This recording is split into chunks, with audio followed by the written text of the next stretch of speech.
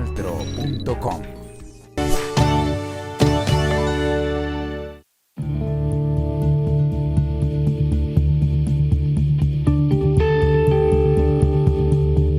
Hola televidentes del canal TRO, sean ustedes bienvenidos nuevamente a ¿Qué puedo hacer por la paz? Un tema muy importante hoy para que ustedes, nuestros televidentes, nos acompañen durante esta emisión, y es la lucha y resistencia contra la impunidad.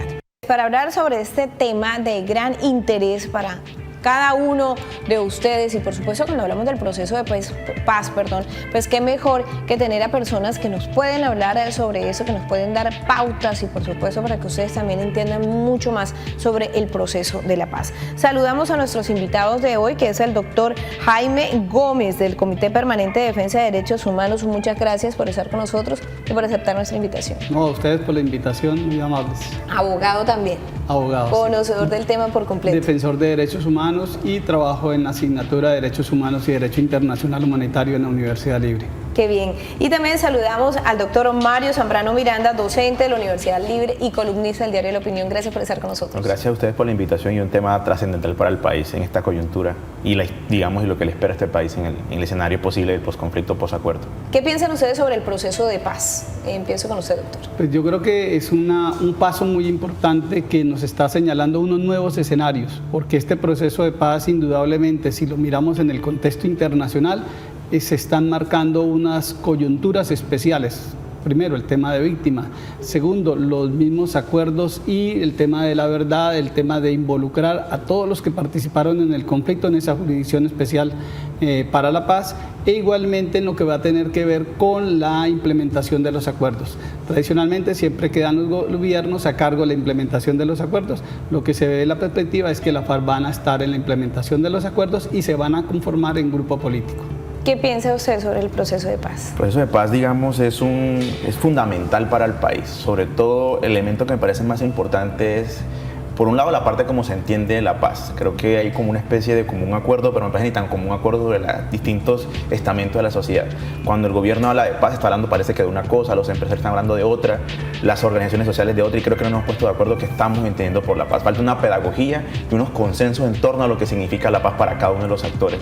Y segundo, que me parece es el problema o el tema de la implementación, sobre todo los acuerdos en el tema de desarrollo rural integral, por ejemplo, el blindaje que para el activismo político deben tener, en este caso, la FARC llega a la vida civil. Entonces creo que hay unos temas que son neurálgicos, porque hay una historia que nos dice por qué han pasado ciertas cosas o porque han fracasado ciertos procesos que en este no tienen que repetirse. Claro que sí, pero vamos a seguir escuchando la historia de Socorro Durán, quien nos cuenta cómo poco a poco se convirtió en víctima del conflicto armado en Colombia.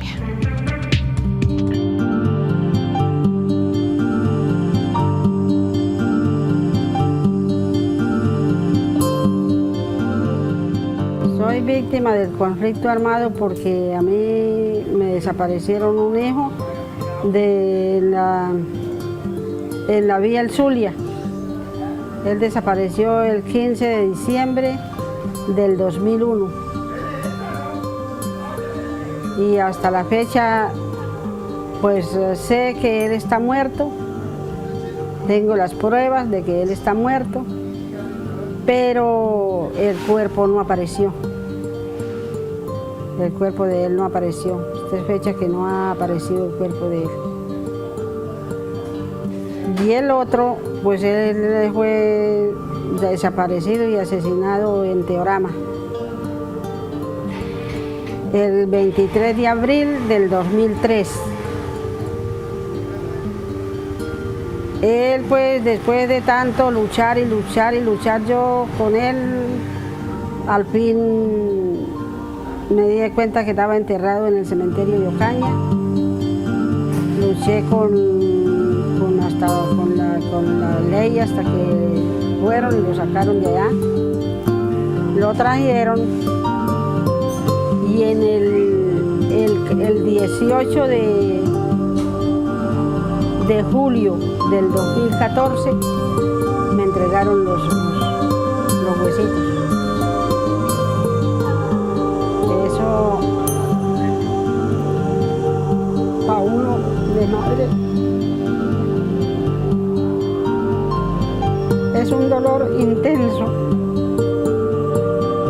tan tiempos, años que han pasado ya. Y yo todavía los lloro a los dos como si hubiera sido ayer.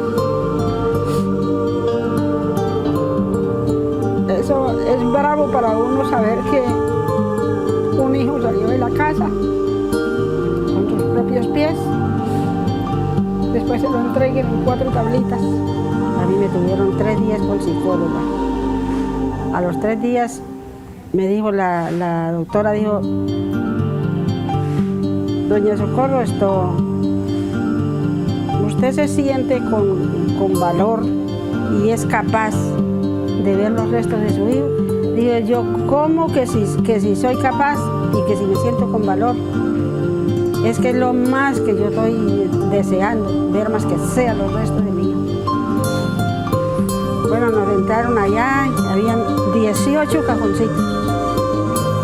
Dijo la antropóloga, dijo, mire, doña Socorro, le voy a destapar los restos de su hijo. Le quitó la tapa, los huesitos los traen bien envuelticos como en papel mantequilla, bien envuelticos en ese cajón.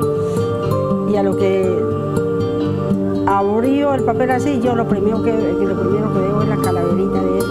Y yo me levanté y la agarré en las manos, así. Digo, la doctora dijo, no señora, no lo agarre así porque eso ya tiene un niño, no importa, así sea el tiempo que tenga mi hijo, está por allá. Pero más que sea tener la dicha, yo más que sea volver a comer los vestigos de él. La doctora de vino me la agarró, sí, con cuidadito, me la quitó y lo colocó otra vez allá. En ese momento yo sentía como que yo no estaba en este mundo. Yo me sentía como no, es que no hay comparación lo que yo sentí ese día cuando vi el resto de mi hijo.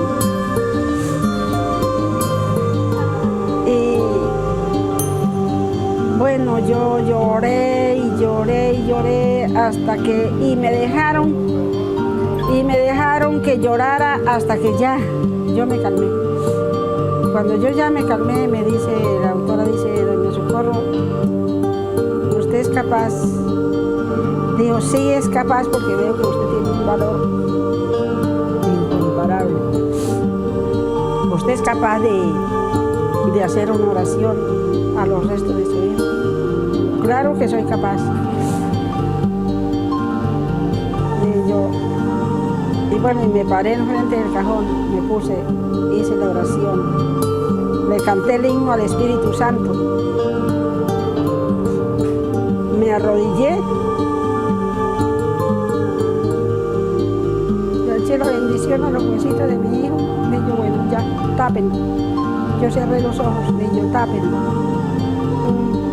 Para uno significa una pérdida incomparable. Definitivamente es un hecho bastante triste, lamentable, y como ellas son muchas las historias de colombianas y colombianos que infortunadamente perdieron a sus seres queridos por el conflicto que se vive en nuestro país. Ustedes, al escuchar esa historia, ¿qué piensan? O sea, ¿qué ven en esos colombianos que en ese momento tienen de pronto esa esperanza en la paz?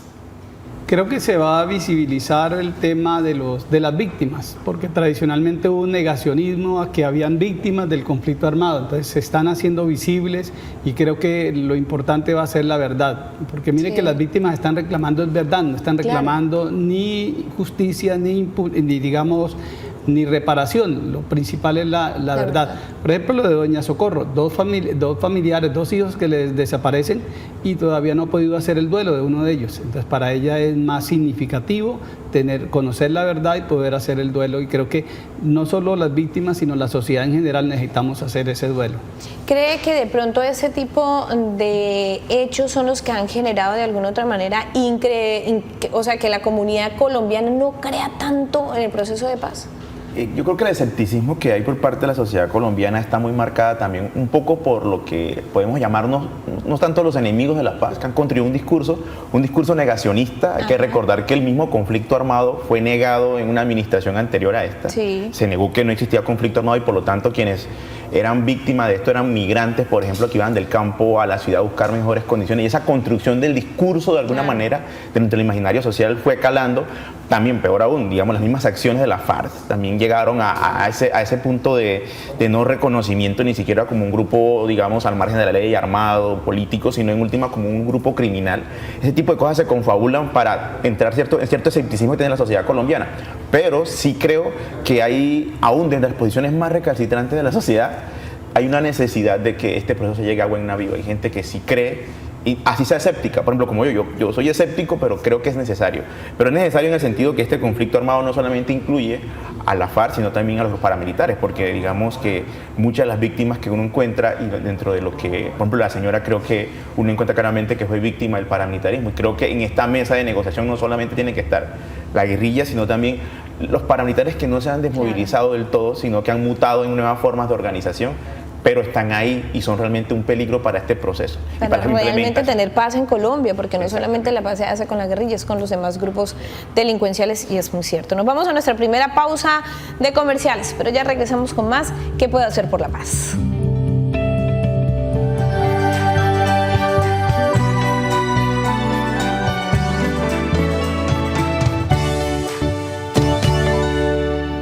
Gracias, televidentes, por continuar con nosotros acá en ¿Qué puedo hacer por la paz? Yo siempre les he dicho cuando estamos en estas emisiones que podemos hacer mucho, que podemos empezar de cada uno de nosotros. Escuchar la historia de la señora Socorro Durán no es fácil, pero quizás Colombia debe conocerla para entender el por qué necesitamos estar en paz de una vez por todo en nuestro país.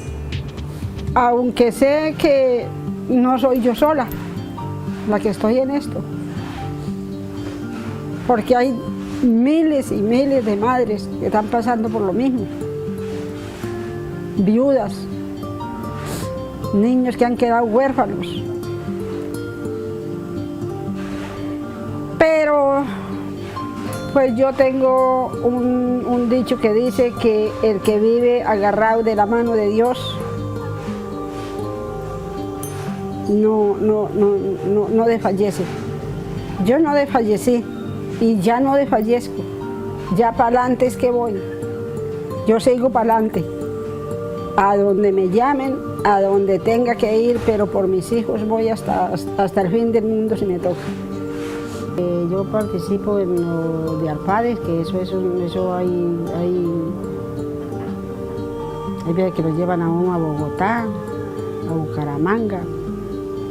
Yo, antes de sufrir esta enfermedad, porque yo esa enfermedad que tengo, porque como donde quiera que ando tengo que andar con la cava de la insulina, entonces se me dificulta ahorita salir a viajar, pero yo soy la mujer incansable para viajar. Yo acompaño que para Altarra, que para Convención, que para Ucaña, que para... Ahora no, ahora porque la vaina de la columna tampoco me deja para yo durar todo un día sentada en un carro, no soy capaz. El apoyo que nos debemos dar las víctimas de unas a otras es dialogar entre sí y tener un buen trato.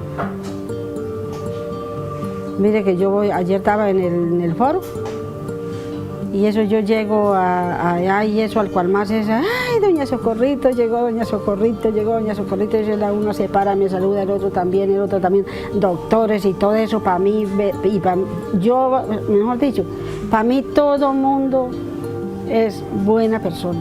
Yo le digo a muchas señoras que eso maldicen, que si yo tuviera enfrente ese, yo no sé qué, que yo...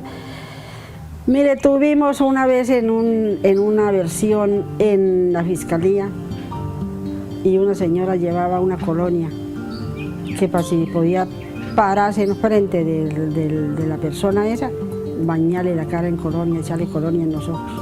Entonces yo, ay no, yo sí no soy capaz, porque ellos son unos seres humanos. Todos somos unos seres humanos y todos somos hermanos por la misericordia de Dios. Así es que yo no tengo rencor. Por mí pueden estar tranquilos, y mire, yo lo único que hago es en las noches yo encomiendo, todas esas personas las encomiendo, las cubro con la sangre de nuestro Señor Jesucristo. y que se pellizquen el corazón, que se quiten ese corazón de piedra y se pongan uno de carne. Pero yo no soy capaz de odiar. Ya lo que pasó, pasó, y ya haga Dios su santísima voluntad. Es lo único que le pido a Él, que haga su santísima voluntad. Que cobre Él. Yo pongo todo en manos de Él, que cobre Él. A hablar de lo que ha sucedido, de las víctimas, eso a mí me ponen mejor dicho, yo como desde que faltaron mis muchachos, yo me volví una lora, yo no me callo. Sí, yo, como dijo el dicho, para adelante es para allá y para atrás no, porque asustan. ¿Qué capacidad de esa mujer poder decir no guardo rencor?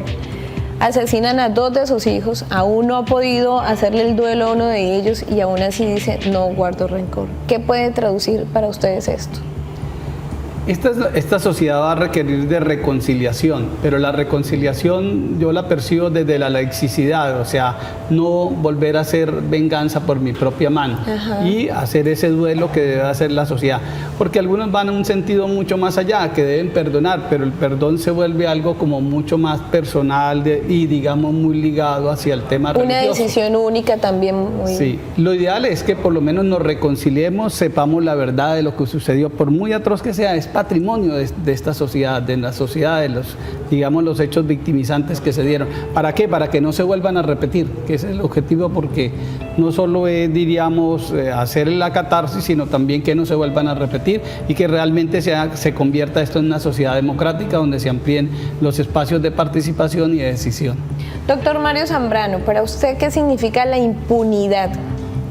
La impunidad implica, se traduce como en su contraparte como en la injusticia, es una manifestación de la injusticia y el desconocimiento de todo tipo de derecho. Frente a lo anterior quisiera agregar algo, hay un concepto que manejaba Orlando Falborda que se llama el eto de la resistencia, y creo que ese eto de la resistencia y de la capacidad lo tienen las mujeres. Cuando se hizo una audiencia pública de las víctimas hace mucho tiempo en el Congreso de la República, la mayoría, casi el 70, el 80% eran mujeres. Pienso que las mujeres tienen mucho que aportar, sí, como se les reconoce como sujeto político y sobre todo en estas organizaciones, frente a estos procesos, digamos, de reconciliación, de perdón y de paz, ¿sí? Y sobre todo la búsqueda de la no impunidad y por lo tanto de la injusticia. De pronto en Colombia han sido muchos los casos que se han quedado impunes, muchos hechos violentos, muchas acciones delictivas por diferentes grupos, y de pronto eso es lo que hace que la gente tampoco crea un poco en el proceso, porque creen que de pronto si va a haber proceso de paz entonces va a haber impunidad.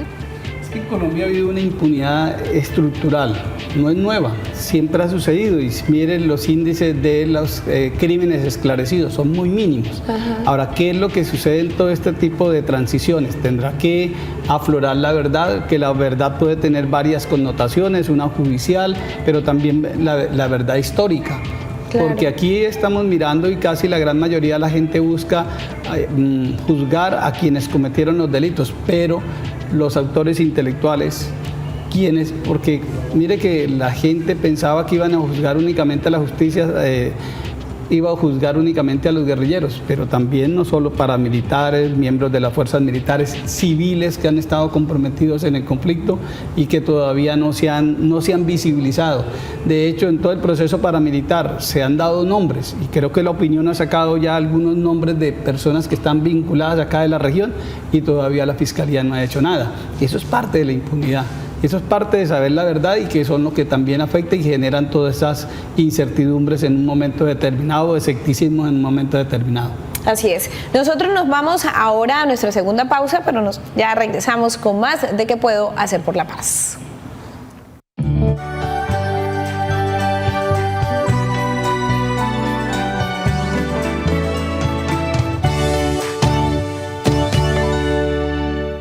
Gracias, televidentes, por continuar acá con nosotros. Doctor Mario Zambrano, que es docente de la Universidad Libre y también es columnista, ¿usted cree que Colombia está preparada para la reconciliación? En estos momentos podría decirte que no, porque es un proceso. y es un proceso donde todos tienen que comprometerse de alguna forma. Y cuando digo que tienen que comprometerse, no es solamente los actores, la institucionalidad. Por ejemplo, ¿qué papel están jugando las universidades o los centros de formación y educación para la construcción de una cultura y una pedagogía realmente de la paz? Que no se convierta en un discurso vacío, solamente buscando de qué manera podemos enriquecernos frente a la cooperación internacional, los mismos recursos del gobierno nacional, sino realmente cómo construimos una pedagogía de la paz, ¿sí? Unos programas de estudio, un nuevo profesional, por ejemplo, en el contexto de la paz. Y creo que esa es la gran deficiencia que existe en estos momentos. No está preparada, pienso que no está preparada, pero no quiere decir que no tenemos que hacer algo. Pienso que es el momento para hacerlo, porque tampoco podemos esperar, ¿sí? que no sé, que venga de afuera, que el gobierno nos diga cómo tenemos que hacer la paz. Es la sociedad civil organizada, es las universidades, son las víctimas, es el Estado, son los grupos también quienes cometieron este tipo de actos que deben participar en la construcción de este proceso. Doctor Gómez, va a ser difícil, y eso para nadie es un secreto, que se conviva un policía, un militar, un exguerrillero, un ex paramilitar dentro de una sociedad normal, más los civiles, más las víctimas. Eso para nadie es un secreto que va a ser difícil. Pero ¿usted cree que se va a lograr tras un proceso quizás lento, pero se va a lograr una convivencia? Yo soy más optimista y creo que la reconciliación es posible. De hecho, en los encuentros de víctimas que se tuvieron diríamos, a nivel regional y el que se hizo en Cali, las víctimas son los que estaban más, digamos, más cercanos a perdonar. Tal vez los que no hemos sido tan víctimas directas somos los que estamos más escépticos frente a la reconciliación, más renuentes frente a la reconciliación. Entonces yo sí creo que hay esas posibilidades, porque la guerra de por sí no puede seguir manteniéndose. Llevamos más de 50 años de este conflicto, hay que cerrar este conflicto, vendrán nuevos conflictos, pero no, diríamos, no de la utilización de la violencia en la lucha política. Creo que eso es una necesidad para el desarrollo de la sociedad. Doctor Mario Zambrano, ¿qué está haciendo usted por la paz? En el aula de clase, en la vida diaria, con mis vecinos. Creo que es una práctica que no tiene que ver precisamente, o sea, no es directamente el tema del proceso de paz, o sea, tiene que ver con nuestras prácticas diarias, como un etos de vida. Y con mis estudiantes constantemente lo hago en todos los espacios que puedan existir que se hable sobre el proceso de paz. Ahí estaré siempre hablando sobre el tema. Mis doctores, mil gracias por estar conmigo acá en este espacio, por supuesto con nuestros televidentes, hablando de paz. Gracias. Muchas gracias. A ustedes, televidentes, pues como siempre, gracias también por estar con nosotros. Es invitarlo a que sigan con toda la programación del canal TRO, pero también hacerles la invitación que estén ahí con nosotros, siempre conectados en estos diálogos de paz que realizamos acá en el canal TRO.